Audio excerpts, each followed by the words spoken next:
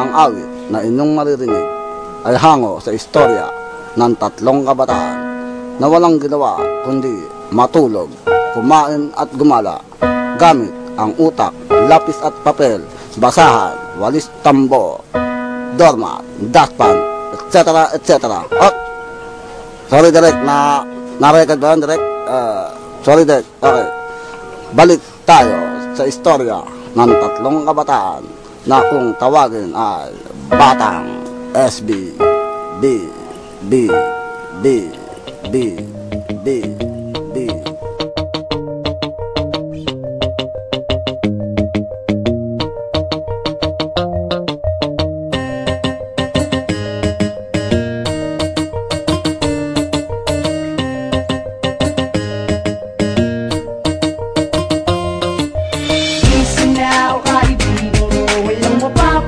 Sa kakatambay mo, kaya kumilos siya at ipakita mo na kayang-kayang mo magbago alang-alang sa sarili mo. Gising na o kaibigan ko, walang mapapala sa kakatambay mo, kaya kumilos siya at ipakita mo na kayang-kayang mo magbago alang-alang sa sarili mo. Maghapon nga na ilog, kasi puyat kagabi, buong araw nakahilatang unan mo'y katabi. At pagkagising mo, ang sistay mo na lang, tigas ng iyong mukha at ihiga na naman. Ay sa muli mong pag-ising manghihingi ng pambisyo, ang tungo mo kay Aling Teyang bibili sigarilyo at maliligo lang sa ganun kay mahimas-masan. Ay suot mo na damit di mo magawa na lawan, may kaibigan na pumunta sa bahay ninyo. Ay daling-daling nagbihis ng narinig, inuman tayo. Walang kaabog-abog dito, may lang nagpaalam kasi katwira mo di ka naman niya papayagan. Kaya ang nanay mo walang tigil sa pagkudra, nananalangin na sana magkaroon ng himala sa inyong bahay. Eh kaso nakakumot ka ni boy, nagsabog ng kasipagan pero iyong tinaboy boy. Gising na o kaibigan mo,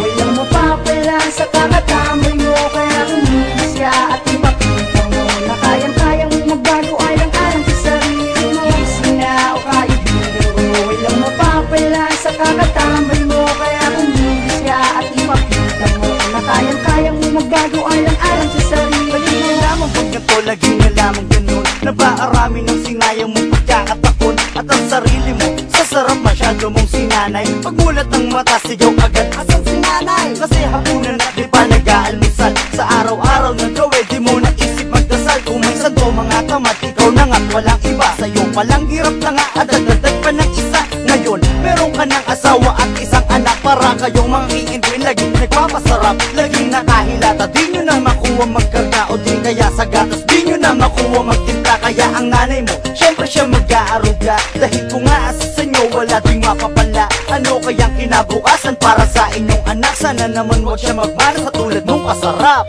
Gising na o kaibigan mo, walang mapapala sa kakatambay mo, kaya kumilos siya at ipakita mo na kayang-kayang magbago alang-alang sa sarili mo. Gising na o kaibigan mo, walang mapapala sa kakatambay mo, kaya kumilos siya at ipakita mo na kayang-kayang magbago alang-alang sa sarili mo. Hoy pare ko, gising na, tanghali na naman. Di mo ba naririnig ang nanay mong machine gun? Dinubungangaan dahil walang ginawa. Maghapong nakatambay pag uwi ng kahiga. Di ka ba nahihiya? Kapal mo ka talaga. Sumimangot na at nakuha mo pa magmura. Di mo ba naririnig ang sabi sa'yo?